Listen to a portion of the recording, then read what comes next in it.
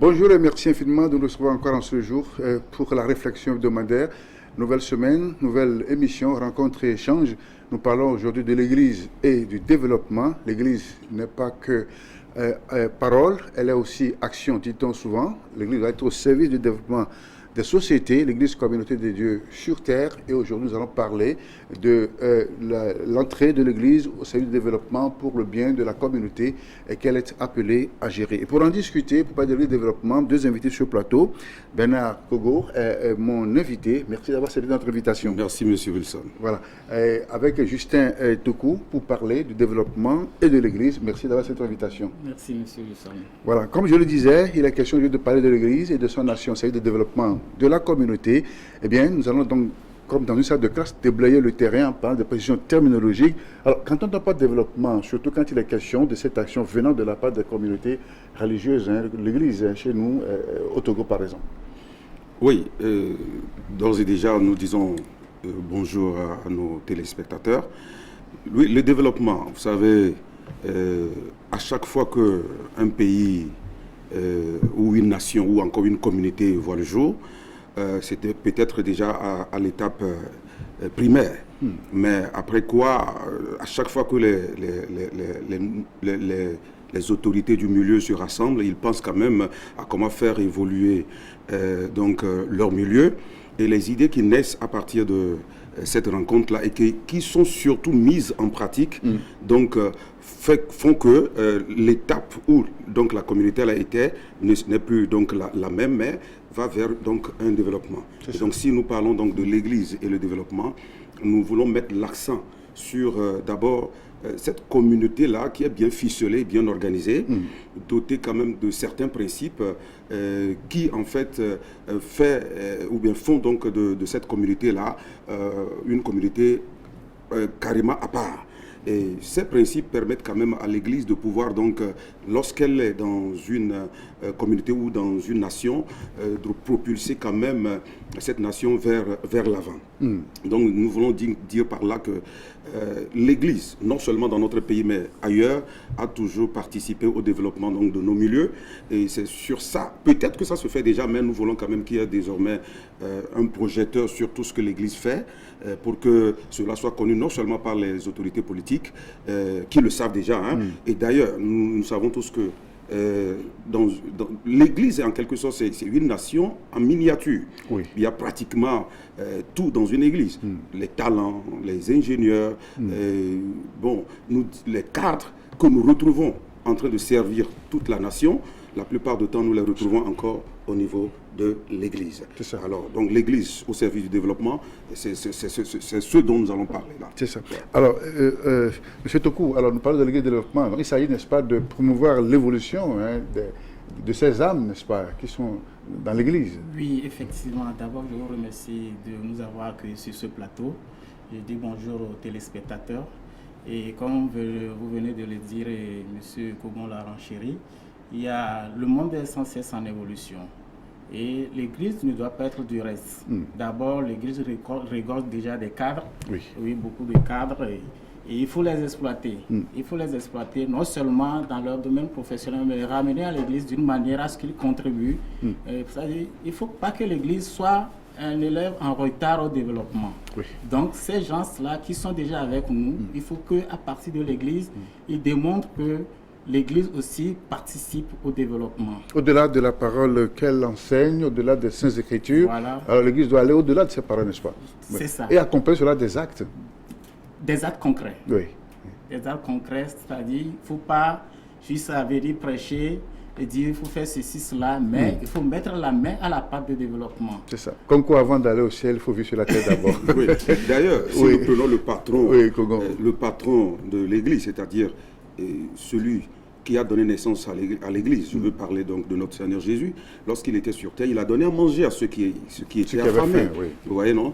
Il a posé beaucoup d'actes, ceux qui étaient même malades, il les avait guéris. Vous voyez? Et pas seulement sur le plan spirituel, on l'a même vu utiliser donc des matières naturelles, nous pouvons le dire, les éléments naturels pour guérir même certaines personnes, de l'eau comme par exemple de l'argile, à partir de sa salive. Donc c'est pour nous faire comprendre tout simplement que Dieu a tout mis à notre disposition. Donc si déjà, dans nos milieux, aujourd'hui, peut-être qu'on en parlera d'ailleurs tout à l'heure, de l'innovation sociale. Vous voyez, si vous allez par exemple en Europe aujourd'hui, il y a par exemple ce qu'on appelle des restos de cœur. Oui, les restos de cœur. On en parle souvent en France, n'est-ce pas, qui viennent au secours de ces démunis, de ces personnes sans revenus. Voilà, et qui n'ont peut-être des sans-abri. Et maintenant, vous voyez, donc, si réellement nous suivons ce Seigneur-là, n'allons pas seulement nous retrouver dans les 4 murs, acclamer, prier, crier, non, mais nous devons... Donc il y a une évolution de l'enseignement de l'Évangile, n'est-ce pas? Non, est-ce que c'est toute une genèse? Ça a été toujours le cas. Peut-être pas ainsi dans les pays francophones, mais quand vous allez par exemple dans les pays anglophones, vous allez voir même qu'il y a des villes même qui ont été bâties par des églises. Par des églises, je ne veux pas nommer quand même des églises ici, mais nous avons des documentaires où des églises prennent en charge l'accompagnement des sociétés. Prennent en charge, par exemple, bien sûr, toute une ville, vous voyez, ils ont même des maires, et l'électricité, les infrastructures routières, ils mettent tout en œuvre pour que cette ville-là puisse porter leur nom. C'est ça, moi, en tout cas, c'est ce que nous avons compris au niveau de l'ONG Maison de Provision Intégrale MPI.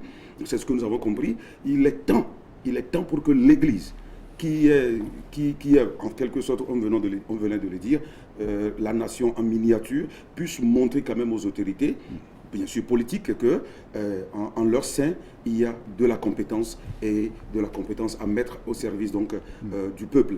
Et c'est ce qui fera que les autorités politiques vont nous respecter. Alors, l'innovation sociale, on en parle de plus en plus. Est-ce qu'un concept nouveau? Qu'est-ce que c'est au sein de l'Église? Quand on parle d'innovation sociale, il s'agit de quoi en réalité, M. Tokoum? Au fait, l'innovation sociale, vous n'êtes pas sans savoir que le monde est en évolution. Et il y a de nouveaux besoins qui naissent. Oui. Voilà. L'innovation sociale ici, nous attendons par là, d'abord satisfaire ces besoins nouveaux par des réponses nouvelles. Et surtout les besoins qui sont mal satisfaits, il faut que l'Église aussi prenne une part de responsabilité en faisant face à ces genres de situations. Parce que nous regardons déjà des intellectuels, des cadres, des ingénieurs, autres, comment d'une manière ou d'une autre mettre un effet de synergie au niveau de ces cadres-là pour que nous puissions d'une manière ou d'une autre répondre à certains besoins qui sont mal satisfaits. C'est ça, en fait, de ça que nous parlons de l'innovation sociale. Y a-t-il des besoins ciblés, n'est-ce pas, dans cette rubrique d'innovation sociale, particulièrement dans l'Église? Oui, je veux ajouter un plus même au niveau de, comme il a dit, au niveau de l'innovation sociale. Allez-y, par exemple, c'est faire les choses autrement. Innovation sociale, s'il faut être terre à terre, c'est faire les choses autrement. C'est comme par exemple en 2007, notre association a initié ce que nous avons appelé les universités du Golfe. Et qu'est-ce que c'est? On s'est dit que l'État ne peut plus donner de l'emploi à tout le monde. Oui, ça c'est... Alors pour cela, nous avons initié les universités du Golfe qui forment les jeunes à l'entrepreneuriat. Vous voyez. Et aujourd'hui, nous rendons gloire à Dieu que l'État a pris cela effectivement à bras le corps. Et nous sommes très heureux, c'est le lieu donc de les saluer. Je salue donc le chef de l'État et toutes les autorités de notre pays qui, en fait, font feu de tout bois pour que, effectivement, les jeunes, désormais, puissent se prendre en charge et ne pas forcément attendre encore l'État. Maintenant, c'est faire les choses autrement. Vous avez vu? Donc, ça dit qu'avant, quand nous, on allait à l'école, nos parents espéraient qu'après, nous allons donc trouver de l'emploi et puis être dans un bureau, là, c'est de la bureaucratie, etc. Mais quand nous avons amené ce concept, aujourd'hui, c'est devenu la mode. Et c'est très bien. Vous voyez. Entre-temps, j'étais en train de parler, par exemple, de Resto du Cœur actuellement. Ça, c'est en Europe. Mais aujourd'hui, la dernière fois, c'est l'ANADEB, non, a initié quelque chose du genre qui devait se passer dans dans nos communautés. Et donc, c'est une forme de restaurant où les gens doivent venir et puis manger. C'est ça, non? Les cantines, oui. Les cantines, voilà, les cantines. Donc, vous voyez, c'est faire les choses autrement. Vous savez, quand nous voulons... Il faut donner des exemples. Par exemple, la microfinance qui a été inventée par le Bangladesh. C'est ça, non?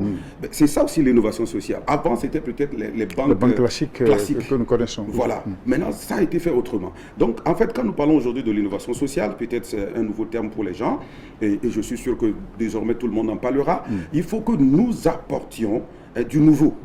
Il faut du nouveau dans tout ce que nous faisons. Il ne faut pas toujours faire comme avant, mais il faut du nouveau. Et donc, par conséquent, nous ici, on s'est dit que si avant, les bourses d'études ne viennent que d'ailleurs, vous voyez, nous...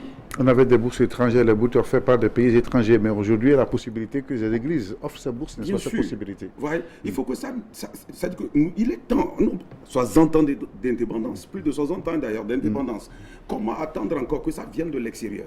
Alors qu'aujourd'hui, nous avons par exemple de grandes écoles chez nous.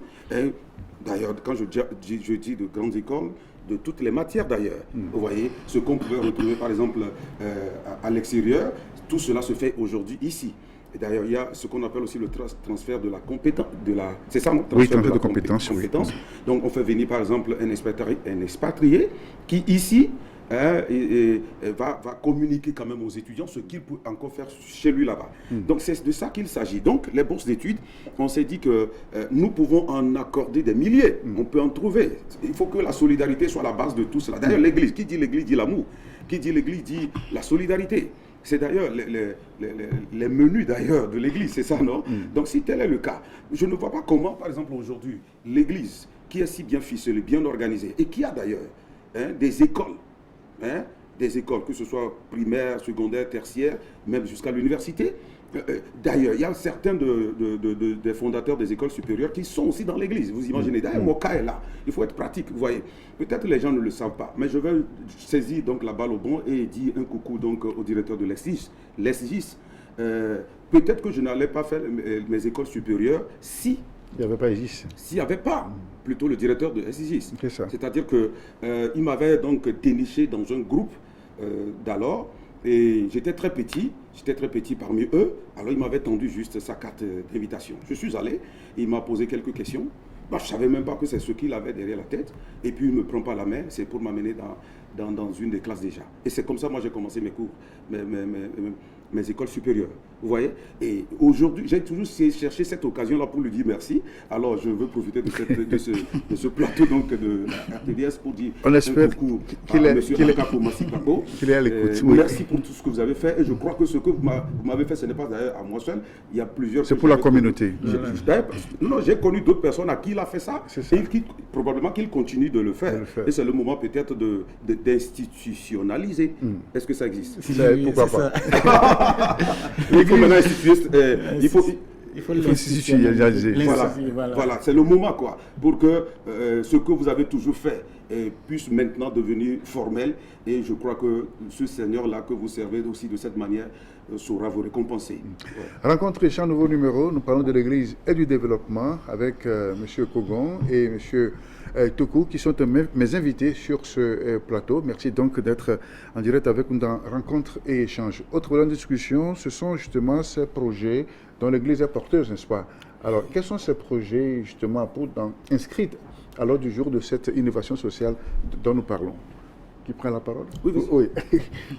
Ok. Oui, Toku. Il y a beaucoup de projets, mais tout au début, nous allons nous axer sur 2 ou 3 projets.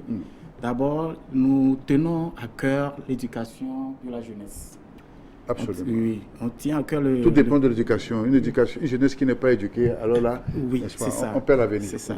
Et vous n'êtes pas sans savoir que, par exemple, au Togo, le Togo, c'est un pays en voie de développement. Alors, il y a beaucoup de personnes démunies. Il y a des talents cachés. Et là, c'est là où nous voulons arriver. Il y a des talents cachés. C'est ces talents cachés-là que nous voulons rehausser, on veut les propulser. Donc, on tient beaucoup à l'éducation. Ça, c'est l'un des projets. Le second projet, c'est la santé. La santé. Quand on n'est pas en bonne santé, on ne peut rien faire. La santé sur tous ses plans. Et quand parlons de la santé, nous n'allons pas ignorer les personnes de troisième âge. C'est ça. Parce qu'apparemment, ce sont des gens qui sont laissés à eux-mêmes, surtout quand vous constatez les retraités. Une fois la retraité, ils deviennent, d'abord ils sont à leur propre charge, ils sont vraiment négligés, on ne va pas les négliger. Et nous allons aussi axer nos projets sur les activités génératrices de revenus. Voilà, nous allons beaucoup contribuer, aider les jeunes à l'entrepreneuriat. Donc c'est les grands axes du moment sur lesquels nous allons nous focaliser. Et par après, nous allons étendre à d'autres projets que nous voulons taire aujourd'hui. Monsieur Kogon? Oui, je vais encore être plus pratique. J'étais au village la dernière fois, chez moi, à Akumapé, et voici un jeune qui vient d'avoir son bac avec presque 15. De moyenne. De moyenne, bien sûr. 15 sur 20. Qui me dit qu'il ne peut plus continuer les études. J'ai dit quoi? Tu ne peux plus continuer les études. Et je peux savoir la raison. Il me dit les moyens. Qui va aller apprendre un métier. J'ai dit waouh. Un cadre en devenir. Qui va aller apprendre quel Qui a des métier. aptitudes intellectuelles, n'est-ce pas, pour faire les études supérieures. Et notre pays a besoin de ces cadres-là demain. Alors on s'est dit, et il faut penser faire quelque chose pour ces derniers. Alors, il y a aussi une fille qui est orpheline de père et de mère. Moi-même, je l'ai suivie. Et imaginez, elle est actuellement avec sa tante. Elle vient d'avoir également son bac G2 avec mention assez bien. Mais je vous dis, la situation est difficile. Quand vous voyez tout ça là, ce n'est que peut-être des exemples. Bon, mais il faut dire que si nous allons dans nos milieux, les cas sont légion. Vous voyez. Donc on s'est dit que nous, notre organisation va servir donc de cette plateforme-là qui va donc inviter tous ceux-là qui sont dans le cas à s'annoncer.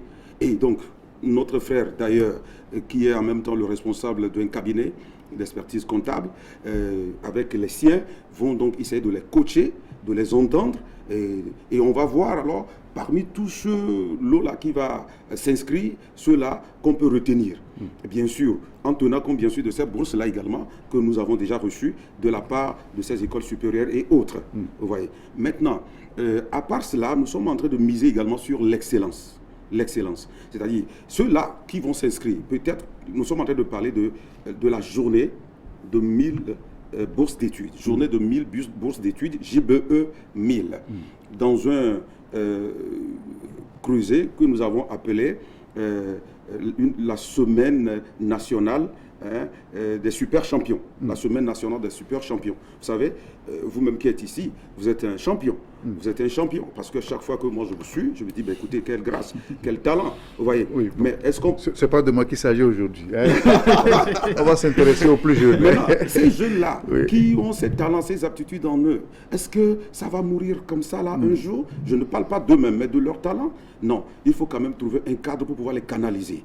Peut-être que il y a certains parmi, c'est peut-être ça là, c'est ces plateformes-là qui manquent, que des fois certains se suicident parce qu'ils voient un Par manque avenir. d'informations, Voilà. par manque de moyens. Voilà, peut-être parce qu'ils voient un avenir ténébreux, ils ne voient rien de clair.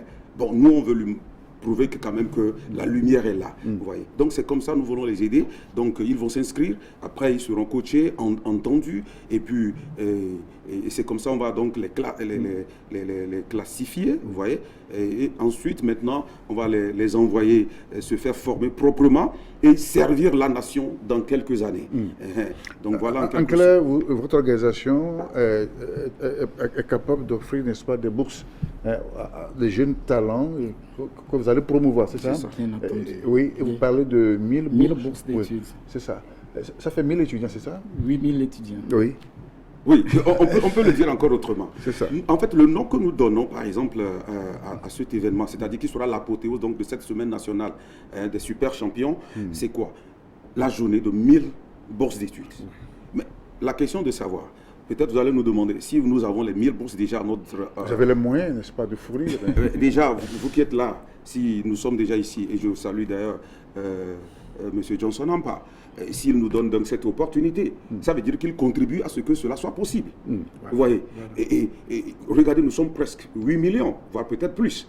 On ne peut pas me détourner, on ne peut pas me dire quand même qu'on ne peut pas trouver 1000 bourses, mais je vous dis que peut-être on en trouvera même plus. Et si on en trouve même moins, comment dirais-je, la vision est là, c'est 1000 bourses.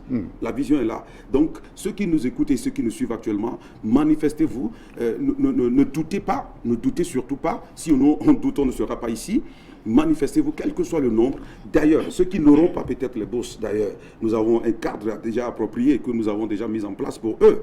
Ils ne seront pas quand même laissés, comme on le dit, sur le carreau. Non, on va quand même d'une manière ou d'une autre voir dans quelle mesure les aider également. Parce que nous voulons former aujourd'hui des entrepreneurs dignes de ce nom, ceux qui sont capables, dès déjà, lorsqu'ils vont sortir quand même à la fin, bien sûr, à la fin donc de leurs études, de pouvoir vraiment créer. Si les gens le font dans d'autres pays, j'ai fait quelques recherches, j'ai constaté que ces écoles qui forment en entrepreneuriat, par exemple, ils ont jusqu'à 80% de ces étudiants-là qui créent des emplois, d'autres 60% qui trouvent des emplois. Vous voyez, quand vous voyez déjà cela, on se dit qu'on peut le faire également. Et il suffit donc d'avoir la volonté, et cette volonté, je crois que nous l'avons. Hein. Tout bien. Oui, c'est ça. Je vais encore évoluer un tout petit peu par rapport à ces 1000 bourses. Et M. Husson a demandé tout à l'heure si on a les moyens. Je dirais que les moyens sont disponibles, sauf que ces moyens-là sont sous-exploités. C'est ça. Et moi, je suis un gestionnaire comptable. Je suis dans un cabinet et j'interviens dans l'élaboration du budget de plusieurs entreprises. Et vous savez, une entreprise est censée avoir ce côté social qui tend à disparaître. Le côté social des entreprises. Oui, le côté social des entreprises qui tend à disparaître. Pourquoi financer une publicité qui ne propulse pas la jeunesse au lieu de contribuer à financer un jeune à poursuivre ses études. Donc ces entreprises-là, socialement, peuvent aider la jeunesse à évoluer. Et quand nous parlons de ces 1000 bourses d'études, ce n'est pas uniquement, quand on parle de bourses d'études, les gens ont tendance à croire que c'est après le bac. Non, ce n'est pas après le bac. Quand nous parlons de 1000 bourses d'études, c'est dans tous les domaines, que ce soit dans l'artisanat, dans n'importe quel autre domaine. Dans les centres de formation, d'apprentissage. Voilà, même les élèves qui sont au cours primaire, au cours secondaire, ils peuvent en bénéficier. Ils peuvent en bénéficier. Puisqu'on en fait déjà. Hein. On en fait déjà. On en fait déjà. On en fait déjà. Nous parlons des talents cachés qu'il faut rehausser. Oui. Voilà. Donc, sur cet aspect, nous sommes tenus à l'obligation de communiquer au point où ces entreprises-là, ces sociétés-là seront éduquées, qu'ils ont ce côté social-là, qu'ils peuvent orienter vers la jeunesse. Il faut faire un lobbying vers ces entreprises pour voilà. leur dire qu'ils n'ont pas de responsabilité sociale. Voilà, c'est ça. Oui. Donc, parlant des moyens, je voulais encore... ce sont les moyens, n'est-ce pas? Mais qui sait, même ce coiffeur-là à côté peuvent nous dire, ok, je veux prendre quand même certains jeunes qui peuvent se faire former chez moi gratuitement. Ce sont des bourses d'études. C'est ça. Oui. Vous pouvez l'appeler bourse d'apprentissage, je ne sais pas, mais ce sont quand même des bourses. Vous voyez. Donc il n'est pas forcément dit que ces bourses vont consister forcément en numéraire. Donc non.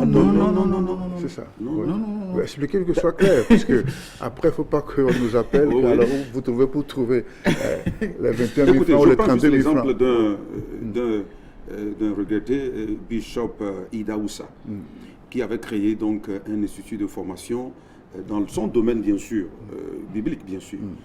Qu'est-ce qui s'est passé?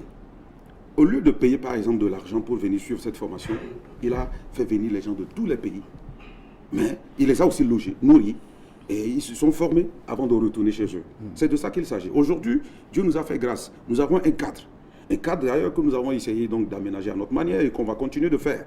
Vous voyez, ça veut dire que si les écoles supérieures n'ont pas pu, si vous voulez, avaler tous ceux-là qui vont s'inscrire, bon, il y a quand même cette possibilité que nous-mêmes, on puisse quand même accueillir ces jeunes. Oui, et la dernière fois, un ami m'a posé cette question. Et ceux qui vont venir, par exemple, des villages et qui n'ont personne en ville, de l'intérieur du pays, et qui n'ont personne en ville. Et là, on y pense. Il y a cette possibilité de loger quand même encore un nombre donné. Donc, ce qui veut dire qu'il y a cette possibilité. Nous avons quand même un cadre. Le lieu est là. Excusez-moi, je ne veux quand même pas étaler la superficie ici. Mais si déjà, nous, on peut quand même accueillir nos frères qui viennent, donc, comme on l'a dit, de l'intérieur et qui peuvent suivre pendant peut-être quelques mois ou alors quelques années une formation et puis être utile à la nation, pourquoi pas? Pourquoi pas? Et je suis sûr que si nous on y pense, quelqu'un d'autre quelque part... il pense aussi. Voilà. Justin, est-ce qu'il y a des critères de sélection de ces jeunes, hein? Est-ce que il y a des, je sais pas, hein, il y a des tests, il y a une sélection à faire, ou bien il s'agit de n'importe quel jeune dont vous sentez cette capacité, ce talent en lui pour le promouvoir? Oui, il y a des critères de sélection. D'abord, il faut que ces jeunes-là s'inscrivent d'abord et constituer un dossier. C'est ça. Parce qu'on a des critères de sélection. Il faut constituer le dossier et il y aura des petites enquêtes autour de ces dossiers-là. C'est-à-dire qu'il faut donner des bourses à des personnes qui en ont vraiment besoin. Il ne faut pas parce qu'il y en a, il faut en distribuer. Donc, ces critères sont déjà élaborés à notre niveau et on va aller jusqu'au niveau des tests psychotechniques. Après les enquêtes, voir est-ce que vraiment l'étudiant en a besoin. S'il en a besoin, est-ce que maintenant on va l'étudier, on va l'évaluer pour voir. D'abord, on a parlé d'études de dossier, on va voir dans quel domaine le placer parce qu'il y a certains jeunes qui s'orientent eux-mêmes, qui sont mal orientés. On va d'abord les orienter. Il y a aussi un problème d'orientation. Voilà, il y aura le problème d'orientation. Donc, il y a des critères de sélection, il y a des étapes qu'ils doivent parcourir avant d'obtenir ces bourses d'études. C'est ça. Oui, je parle des critères de sélection. Oui, il a tout dit. La première, c'est la volonté. Je ne veux pas me limiter, je veux aller plus loin. Ok, c'est déjà ça. Ensuite, il faut s'inscrire. C'est rien du tout, parce que si je veux, je prends l'exemple d'un jeune qui doit venir de Baguida ou encore d'Aného, surtout si nous prenons juste Lomé. Aujourd'hui, on parle de Grand Lomé. Il faut dire quand même, il faut les convoyer vers le lieu donc de rencontre. Pour cela, nous avons mis en place quand même des moyens de transport pour ceux qui en auront besoin. Pour cela, on demande qu'ils s'inscrivent. On veut savoir le nombre de personnes qui doivent arriver. Qu'ils soient identifiés quand même. Voilà. Donc après, maintenant cela, le cabinet est chargé, donc par un questionnaire, donc de recueillir certaines informations et voir dans quelle mesure, d'abord les orienter et ensuite à qui, par exemple, une bourse entière va être donnée, demi-bourse va être donnée, quart de bourse va être donnée. Il y a cet aspect-là qu'il ne faut quand même pas aussi ignorer ou bien oublier. Et maintenant, si on me posait la question, je veux bien revenir là-dessus, si c'est de l'argent qu'on va quand même donner aux gens, mais écoutez, quand une école forme par exemple pour 500 000, n'est-ce pas, l'année, et que vous avez la possibilité de faire, en fait d'aller à cette école-là, pour une année. Ça veut dire qu'on vous a déjà donné 500 000. 500 000, oui. Vous voyez, non? En fait, c'est pas... Et puis, on peut même aller au-delà. Il peut arriver même que certaines sociétés acceptent accompagner certaines de nos sœurs. Ils disent, bon, moi, je vais par exemple fournir des détergents pour que durant toute l'année, ils puissent quand même laver voilà, ses effets. Vous voyez? C'est déjà ça aussi, quoi. Par exemple, j'ai parlé tout à l'heure d'une fille, hein, elle est avec sa tante. Sa tante, et imaginez, sa tante a un lopin de terre, mais tout n'est pas aussi totalement fait. Vous comprenez? Si par exemple, ces sociétés qui vendent par exemple des carreaux et autres là me disent, ok, nous allons mettre ces matériaux de construction à votre disposition. Peut-être qu'il aura une piole à elle, seule, pour pouvoir quand même être dans de bonnes conditions et apprendre quand même ces leçons. C'est de ça qu'il s'agit. Il ne s'agit pas seulement des écoles, mais toute personne ou toute société, que ce soit des personnes morales, capables de nous soutenir, personnes physiques aussi, pour que nous puissions arriver quand même à notre vision. Mais attention, nous ne sommes pas ici parce que nous ne sommes pas ici de nous-mêmes, c'est parce que nous comptons d'abord sur également la population togolaise, qui est une population vraiment conviviale, mais en même temps, nous avons notre force de frappe avant d'être là. Sinon, on ne va même pas oser. On a quand même notre force de frappe aussi. En jouant bien sûr sur les partenaires. Bien sûr. Voilà. Les gens capables de vous aider, de vous le secours. D'ailleurs, comme ils nous écoutent actuellement, peut-être que nous donnerons nos contacts. Ils peuvent déjà nous contacter. Que bon, bah, écoutez, nous avons épousé votre vision. Et nous voulons quand même vous accompagner d'une manière ou d'une autre pour que cette vision puisse aboutir. Voilà, merci. Justin, vous parlez d'une semaine nationale des super champions. Ça va consister à quoi, en réalité? La semaine des super champions, comme je viens de le dire tout à l'heure, il faut que ces étudiants-là, ou bien ces apprenants-là, s'inscrivent d'abord. On va présélectionner et ils vont parcourir toutes les étapes. Et ces talents que nous allons dénicher seront primés. Seront primés en une journée une semaine de super champion, il y a plusieurs activités, et en une journée où on va médiatiser maintenant l'événement. Voilà. Et la remise des bourses, n'est-ce pas? Oui, ce serait, comme il a dit, la remise des bourses, que la journée, là, nous l'avons nommée JBE 1000, journée donc de 1000 bourses d'études. Maintenant, pendant la semaine, là, ça peut être toute une semaine ou bien 3 jours, nous allons faire venir quand même certaines personnes qui, d'une manière ou d'une autre, la société considère comme ayant réussi. Ils viendront partager leur expérience avec ces références, n'est-ce pas? Merci beaucoup. Ils viendront partager donc leur expérience donc avec la jeunesse. Écoutez, ce ne sont pas des pasteurs forcément. Non.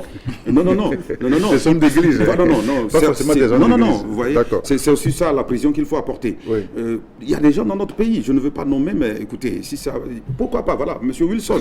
Monsieur Wilson, peut-être quand on vous voit à la télé, ces jeunes-là disent, ben, si c'était moi qui suis à sa place là, vous voyez.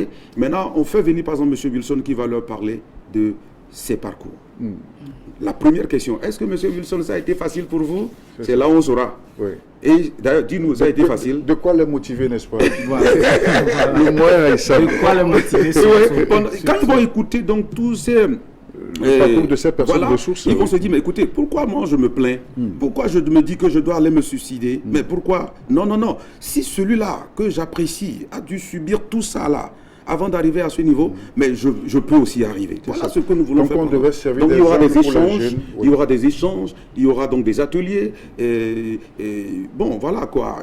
Voilà.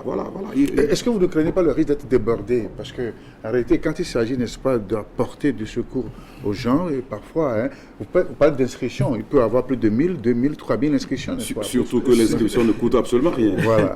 Oui, il y a cette crainte de débordement. Mais nous serons cadrés parce que l'objectif, c'est de satisfaire tout le monde au fait. Absolument. Mais dans la mesure du possible, nous arriverons à satisfaire, comme on l'a dit tout à l'heure, les meilleurs, surtout les talents cachés. Et on risque d'être débordé, mais nous saurons recadrer les choses. N'oublie pas qu'on a quand même l'expérience. On a l'expérience. De savoir cadrer depuis l'université de Lomé, où on faisait donc les universités du Golfe jusqu'à Avedi. Écoutez, des fois, effectivement, il fallait voir. Mais nous rendons gloire à Dieu que nous avons des jeunes dynamiques. Et puis, à la fin, je vous dis, lorsqu'on se retrouve, lorsque tout le monde part, on commence par acclamer. Parce qu'on se dit que c'est des défis qu'on vient de nous relever. Donc, c'est vrai, on a quand même une petite expérience et qu'on peut mettre à notre propre service. Quand même.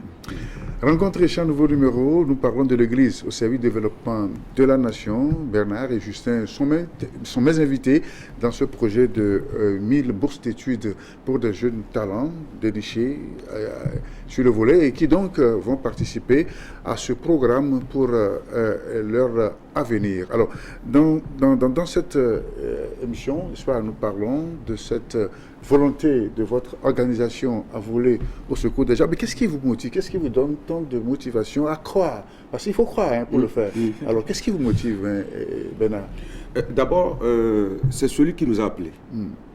Lui-même nous a dit... Notre Seigneur, notre Dieu. Voilà, il nous a dit... Puisque nous y sommes. Il nous a dit donc, voilà quoi, c'est ça. C'est la foi d'abord. Sans la foi, on ne peut rien. Si quelqu'un peut dire yes, we can, effectivement, ce que l'on n'a jamais imaginé... C'est produit. Vous voyez. Et puis au-delà de ça, j'ai parlé tout à l'heure de mon expérience personnelle. Je me dis, si ce monsieur que nous appelons monsieur Akapo Masik-Papodo, SDJ a pu me faire ça, alors que je ne lui avais pas demandé, c'était une surprise agréable. Et je suis là où je suis aujourd'hui. Est-ce que je ne sers pas ma nation d'une autre manière? D'une autre manière. Alors, d'une manière d'une autre, oui. Vous voyez? Maintenant, si tel est le cas, nous sommes d'ailleurs convaincus qu'il y a d'autres qui veulent donc faire la même chose. Toutes ces écoles qui sont là aujourd'hui, je suis sûr qu'ils ne sont pas là que pour de l'argent. Non. Si tel est le cas, alors là, c'est comme nous manquons quand même vraiment à la vision. Il faut servir également son peuple parce que son peuple t'a donné quelque chose. Et voilà, donc nous croyons d'abord en nous-mêmes, en nos capacités. Nous n'avons pas grand-chose, mais le minimum que Dieu nous a déjà donné et ce que nous avons fait de par le passé. Vous voyez? Surtout de par le passé. Parce que l'expérience que nous avions eue au niveau de l'Université du Golfe, on a appris des jeunes qui sont partis de rien du tout, qui sont venus à la formation juste pour apprendre. Et après, on les a initiés à la rédaction de projets, on les a aidés à réaliser des projets qui ont été financés et finalement, ils se sont installés. Comme ça. Voilà. Et il y a des bonnes dames, des personnes qui ne croient pas tellement à leur commerce, qui sont venues se faire former. Et quand on les a orientés sur le plan entrepreneurial, ils se sont bien installés. Là, nous sommes motivés à partir de là. On dit, là, on pouvait faire plus. Et on ne va pas rester seulement dans notre enclos pour le faire. On va faire une large ouverture dans la mesure du possible pour ceux-là qui peuvent contribuer, puissent mettre la main à la pâte. Voilà. Oui. De par le passé, on a même donné des bourses. On a remis de l'argent quand même, cash. À certaines personnes pour les études. Il y a des gens qui sont venus même nous voir. Vous voyez, c'est là où je vais lancer l'appel au chef de l'État, sûrement qui n'est pas de nous regarder actuellement. Il a toujours entendu parler de nous. C'est le moment. Nous avons la volonté de contribuer quand même à l'avancement de ce pays. C'est notre pays, c'est notre nation. Lorsque vous nous voyez, que vous nous écoutez encore, c'est le lieu s'il faut. Parce que vous savez, votre protocole ne nous laissera pas vous voir aussi simplement. Alors donc, je me dis, il faut lancer l'appel. Si vous avez entendu parler donc de l'ONG MPI, Maison de Provision Intégrale, alors nous vous demandons de nous recevoir. Nous avons quand même des idées à vendre et on verra comment ensemble nous pouvons faire avancer ce pays. Donc on a de par le passé donné nous avons donc de par le passé donné des bourses d'études aux jeunes. Il y a certaines mamans que on ne connaissait même pas qui sont venues nous voir pour leurs enfants orphelins de père et là. Nous avons fait de notre mieux et c'était quand même avec cœur joie, comme on le dit, on l'avait fait. Donc on va encore le faire. Il y a certains, on sait, on va encore le faire. D'ailleurs, nous viendrons ici avec le bilan, non? Oui, nous viendrons avec le bilan. Et je sais que vous serez fiers d'avoir contribué quand même à la réussite de ce projet. J'ai dit vous, c'est-à-dire la RTDS, le directeur, tout le monde, quoi. Ok, alors, donc Justin, peut-être la même question, les motivations. Ça continue, la motivation. En quoi ça vous fait, qu'est-ce que ça vous fait, n'est-ce pas, de voler au secours de ces jeunes que vous trouvez quand même talentueux et pour leur avenir? D'abord, nous partons de notre propre parcours. Notre propre parcours a été un témoignage. Ça n'a pas été facile. Et si nous sommes arrivés, on a pu réussir, pourquoi ne pas motiver les autres qui sont dans les mêmes situations, bien dans de pires situations que nous. Là, ça, c'est la première motivation. Et comme l'a dit M. Bernard tout à l'heure, il faut, comment l'appelle-t-on, venir en aide à ces talents cachés. Il faut, d'abord il a dit, l'Église nous appelle, et à l'Église, c'est l'amour. Il faut prôner l'amour. Et maintenant, si tu es en mesure de chercher de l'aide pour ces gens-là, ces jeunes-là, qui en ont besoin, pourquoi ne pas le faire? C'est ça. On ne perd rien, plutôt on gagne. Et rien n'est meilleur que de gagner, c'est-à-dire de se faire un nom. Là, ce sont nos motivations de base. C'est ça. Voilà. Alors, vous avez donc un public cible, n'est-ce pas? Il s'agit en priorité des jeunes, c'est eux qui seront intéressés par ce programme. Alors, quel regard portez-vous aujourd'hui sur cette jeunesse, n'est-ce pas, à l'ère de l'informatique, à l'ère de WhatsApp? Alors, pensez-vous qu'ils seront facilement aussi cadrés dans ce programme? Ne craignez pas des débordements, ne craignez pas des déviations? Oui. Question pertinente. Très pertinente. Il m'arrive des fois de me poser la question, qu'est-ce qui va arriver dans 10 ans, 20 ans? Si déjà, à ce moment, nous voyons tout ce que nous voyons sur les réseaux sociaux. C'est justement pour cette raison que nous voulons les canaliser. C'est ça. Oui, c'est l'une des raisons pour lesquelles nous voulons les canaliser. C'est-à-dire que nous les rassemblons et de temps en temps, on se retrouve et on va leur inculquer les vertus. Les vertus, donc, les vertus du Christ. Vous voyez? Par exemple. Oui, les valeurs chrétiennes. Les valeurs chrétiennes, morales, voilà. Surtout, vous voyez? Parce que nous sommes sûrs que si ça manque, ça veut dire qu'aujourd'hui, ou bien demain, il n'y aura plus de référence. Plus du tout. Vous savez, il ne s'agit pas seulement d'être riche, ou bien d'avoir de l'argent, d'être prospère, d'être nanti. Non, il ne s'agit pas que de ça. Il ne s'agit pas que de ça. Vous voyez, c'est au-delà, quoi. Vous voyez, qu'est-ce que nous voulons laisser à la génération future? Est-ce que nous-mêmes, on n'est pas toujours dans le futur? Alors, c'est pour dire tout simplement que cette jeunesse, en tout cas, j'y crois encore.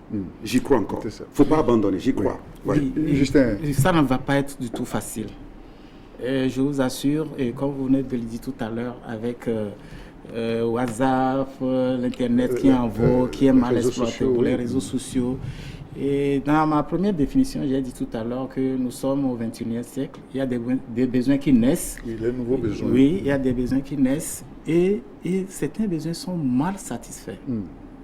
Là, alors, si ces besoins-là sont mal satisfaits, il revient à l'Église en développement de canaliser ces besoins-là, de canaliser d'une manière à ce que ces besoins-là, on puisse mieux les satisfaire.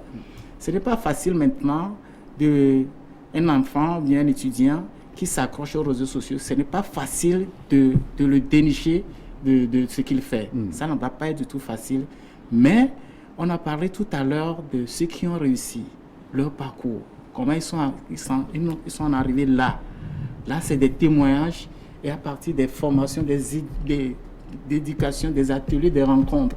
Ça, ce n'est pas parce qu'on va donner juste les bourses d'études et on va les laisser évoluer. Non. Il y aura de suivi.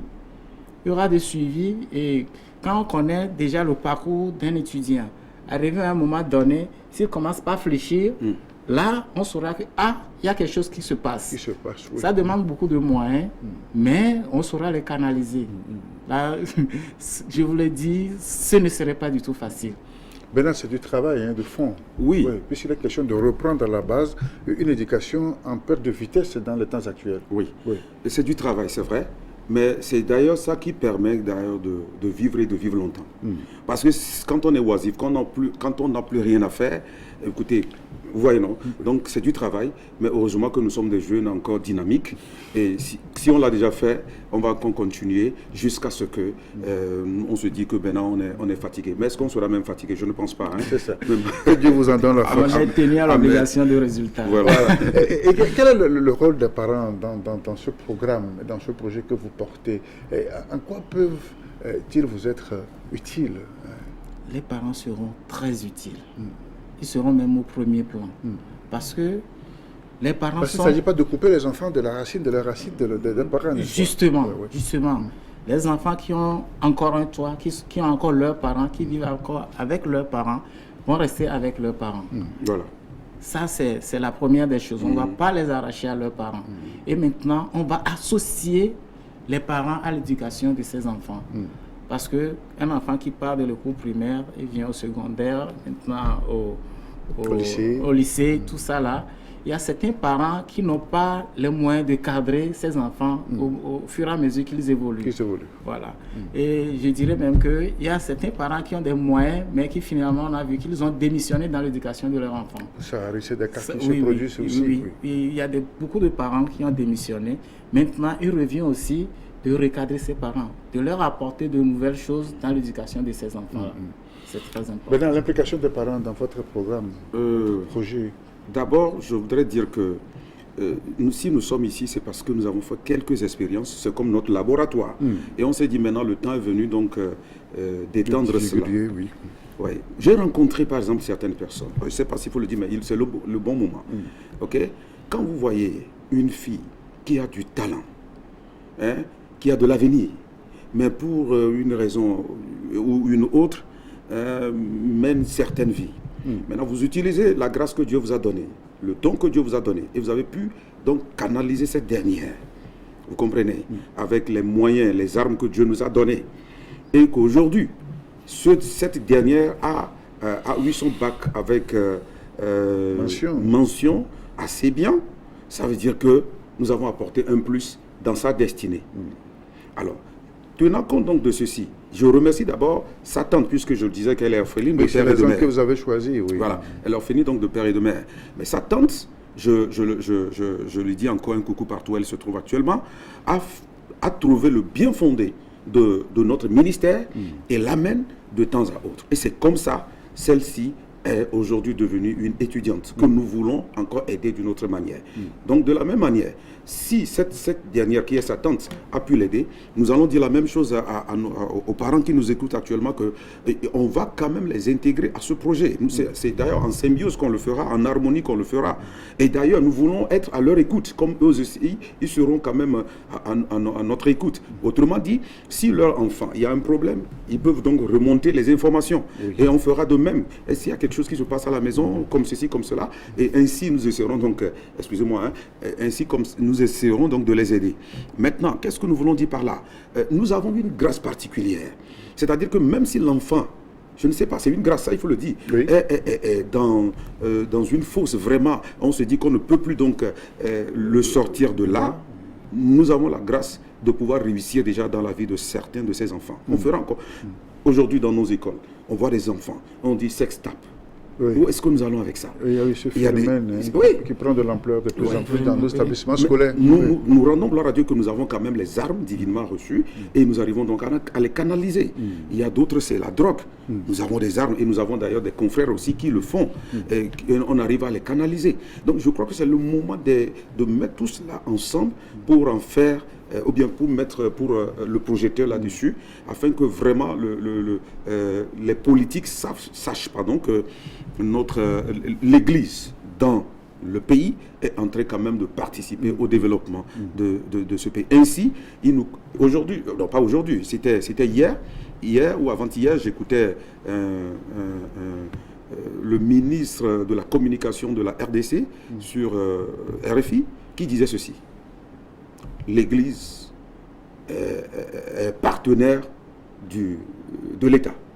C'est de ça qu'il s'agit. Il faut quand même qu'on nous considère ainsi aujourd'hui. Ouais. Et c'est seulement comme cela qu'ils vont nous respecter quand ils veulent prendre certaines décisions.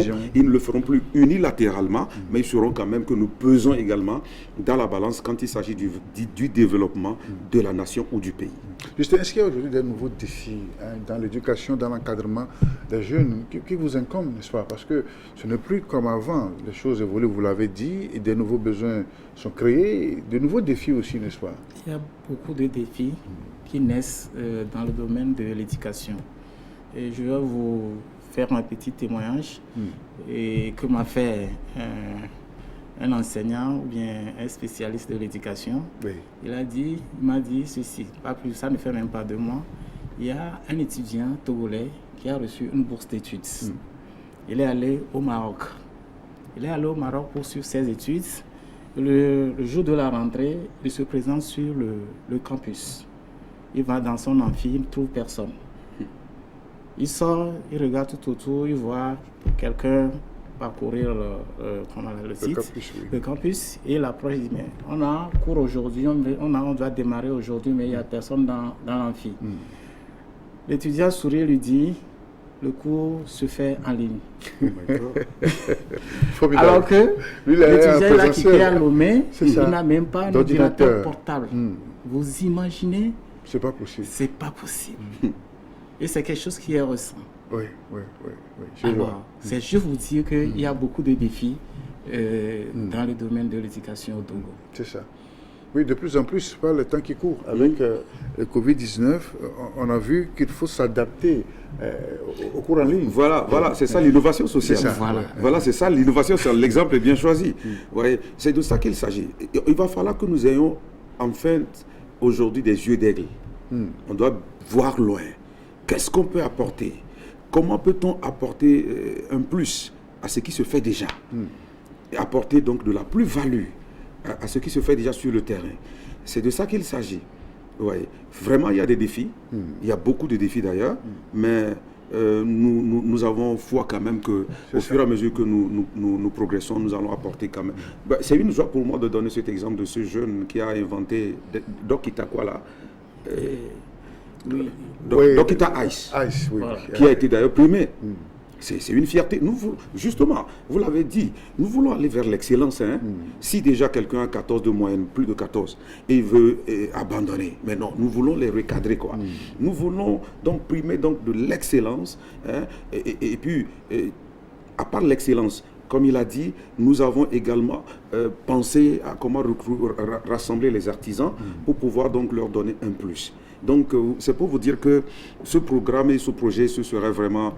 en fait, nous le sentons, et tel que ça a démarré, et avec déjà les témoignages qui nous viennent, je crois que ces jeunes qui nous écoutent actuellement et qui vont s'inscrire massivement, ils ne vont pas le regretter, quoi. Concrètement, dans le court terme, Justin, qu'est-ce qui est prévu dans ce programme, dans ce projet, dans le court terme? Dans le court terme, il y a d'abord les 1000 bourses d'études. Ça, c'est nos premiers objectifs. Et pour ça, nous sommes à pied d'œuvre, nous sommes en train de mobiliser toutes les ressources nécessaires qu'il faut pour l'atteindre. Et après ça, il y a la santé. D'accord. Il y a la santé. Les 2 axes sont les axes les plus importants. Nous sommes en temps de pandémie, n'est-ce pas? Oui, vraiment. Donc, il y a l'éducation et la santé sont les 2 axes les plus importants pour le moment pour démarrer nos activités. C'est ça. Un clin d'œil au troisième du personnage, puis c'est partie de vos priorités aussi. Oui, ça fait partie de nos priorités. Oui, alors qu'est-ce que vous prévoyez pour une bourse d'études ici? Bon, pour les personnes de troisième âge, d'abord, il y a leur santé est préoccupant. Lorsque nous parlons de personnes de troisième âge, on voit que c'est des personnes qui, sur le plan santé, souffrent énormément. On remercie l'État aujourd'hui, ceux qui ont été fonctionnaires avant d'aller à la retraite, ils ont l'assurance INAM. Mais ce n'est pas tout le monde. Et aujourd'hui, c'est l'assurance maladie universelle. Oui, on remercie l'État qu'aujourd'hui, ça va être converti dans tous les domaines. Même les entreprises privées peuvent souscrire. Mais ceux qui ont travaillé dans ces entreprises-là, qui sont à la retraite aujourd'hui, qui n'ont pas les moyens de subvenir à leurs besoins, vous allez voir que les santé sont entre griffes négligées. Donc, pour les personnes de troisième âge, nous allons plus penser au côté santé d'abord. Et ensuite, comment les loger. Parce qu'ici, il n'y a pas les logements sociaux. C'est rare de trouver les logements sociaux au Togo. C'est ça. C'est presque inexistant. Donc, ça fait partie de nos objectifs aussi. C'est ça. Bernard, avec les personnes du troisième âge, qu'est-ce qui est prévu pour eux? D'abord les recenser. On s'est dit on va les recenser donc dans nos milieux. Et après les avoir recensés, donc le besoin est déjà là. À part la santé, nous sommes en train de penser à comment on peut pourvoir, ou bien on peut remplir un peu leur popote, parce qu'ils ont besoin aussi de manger. C'est leur dernier moment sur la terre. Il faut quand même cette joie-là, quoi, avant que Dieu ne les appelle. Tout ce que nous pouvons faire, socialement parlant, pour qu'ils se sentent vraiment heureux, avant que Dieu les appelle un jour, nous y pensons sérieusement. Et la première des choses, c'est d'abord les rassembler. Et je vais donc juste cet exemple-là. Une femme de plus de 80 ans que j'ai rencontrée la dernière fois et qui revenait du marché, en train, avec une canne encore. Et j'ai dit, c'est pas possible. Alors j'arrête ma voiture, je m'en vais donc la voir et je dis, maman, tu vas où? Elle me dit, donc, je vais t'aider. Et j'ai pris toutes les dispositions. Et d'abord, ce qu'elle a comme bagage, j'ai payé pour ça. Et je lui ai dit, rentre quand même avec. Vous voyez? Et ensuite, je lui ai trouvé un moyen de transport pour rentrer. Parce que je me dis, est-ce que je vais la dépasser? Où est-ce que je me rends en voyant ça? Est-ce que moi-même je serai à l'aise? Vous voyez? Et quand je suis arrivé chez moi, puisqu'on avait une séance de prière, ce moment-là d'enseignement, j'ai dit au mien de faire la même chose. C'est comme ça, on doit quand même partager les expériences pour que, quand vous voyez par exemple cette personne, la plupart du temps on a l'habitude de dire que c'est des sorciers. Ça veut dire quoi? S'il est sorcier, alors va le délivrer. Jésus est capable de délivrer celui qui est sorcier.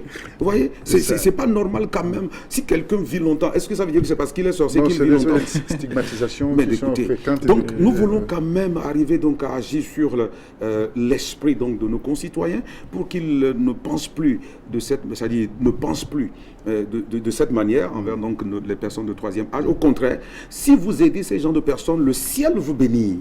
C'est ça la vérité. Okay. Voilà. Bien, merci pour ces échanges. Merci pour ce temps que vous avez passé ici chez nous en studio pour parler de l'Église dans ses actions de développement au service de nos sociétés. Merci donc à vous deux. Mais Justin, avant de prendre congé de vous, un dernier mot. Que dire en fin d'émission? Quel message avez-vous pour ces jeunes qui nous ont suivis et pour votre programme, n'est-ce pas, qui va s'étaler dans les jours à venir? Oui, merci beaucoup, M. Husson. Et d'abord, je vais m'orienter vers nos partenaires et nos potentiels partenaires, surtout les sociétés. C'est-à-dire, il faut pas dire que pour financer une bourse d'études, il faut avoir des millions. Quand vous êtes une entreprise, le minimum que vous puissiez contribuer pour l'éducation d'un enfant, c'est déjà grand. Et faire valoir le côté social de l'entreprise, c'est très important. Et à partir de là, je sais qu'on a plusieurs entreprises au Togo et il y a des personnes physiques qui ont les moyens, qui peuvent le faire. C'est parce qu'ils ne trouvent pas l'occasion de le faire. C'est le moment plus que jamais d'approcher l'ONG Maison de Provision Intégrale pour le faire. Maintenant, à ces étudiants, je leur dirais de ne pas, surtout ceux-là qui n'ont pas les moyens de continuer leurs études, je leur dirais que ce n'est pas facile, mais de croire. Il faut qu'ils croient qu'il y a des gens qui sont comme eux et qui ont évolué et qui ont réussi aujourd'hui. Donc, nous lançons un appel à ces jeunes-là de nous approcher et nous allons, dans la mesure du possible, de voir comment les orienter. D'accord. Bernard, je termine par vous. Oui, je veux d'abord remercier donc toutes ces écoles, que ce soit des écoles organisées ou encore qui sont dans nos quartiers, c'est-à-dire des salons, des ateliers autres. Nous voulons déjà remercier donc les responsables donc de ces structures qui nous ont reçus favorablement. Et s'il y a d'autres qu'on n'a pas encore approchés, vous pouvez nous faire appel. Nous serons fiers donc de venir vers vous et de continuer donc cette expérience ensemble. Au-delà de ça, je veux demander à tous ces jeunes-là qui nous écoutent actuellement de s'inscrire massivement et c'est ensemble que nous allons évoluer. Donc l'inscription est très simple. Il suffit donc de nous contacter. Nous sommes situés donc à Didogom, précisément à Ségbé, non loin de la poste de Ségbé. C'est là où nous sommes. Et quant à notre contact, c'est 92 55 53 50. 92 55 53 50. L'inscription et la formation pendant cette semaine de super champion, l'inscription c'est 2000 et la formation même c'est 10 000. C'est rien du tout. C'est pour donc permettre à tout le monde de pouvoir donc y participer. Mais n'oubliez pas que vous aurez droit à quand même des bourses d'études de plus de 500 000 voire plus. Et ces 10 000 là même, c'est pourquoi? Parce qu'il y a le transport qui sera mis à votre disposition et même aussi la nourriture. Donc, quand vous voyez tout ça, là, vous allez voir que c'est juste une participation. C'est juste une participation parce qu'on va venir vous chercher là où vous êtes et vous n'allez plus dépenser. Donc, voilà, en quelque sorte, ce pourquoi nous sommes venus vers vous. Inscrivez-vous massivement et vous ne serez pas déçus. Merci à vous, merci Justin, merci Bernard. C'est ainsi que se referme ce partage en studio ici. Excusez-moi, j'ai déjà remercié quand même les responsables de la RDDS, mais je continue encore. Merci beaucoup au directeur et à tout le personnel. À tout le personnel, n'est-ce pas, toute l'équipe technique ici en studio et en régie. C'est tout pour la réflexion d'aujourd'hui, rencontre échange. Il était question de l'Église et développement. Et Bernard et Justin étaient mes invités pour parler de ce projet de bourse, de 1000 bourses d'études pour des jeunes. Je vous retrouve la semaine prochaine pour d'autres réflexions. Portez-vous bien et prenez soin de vous. À samedi prochain.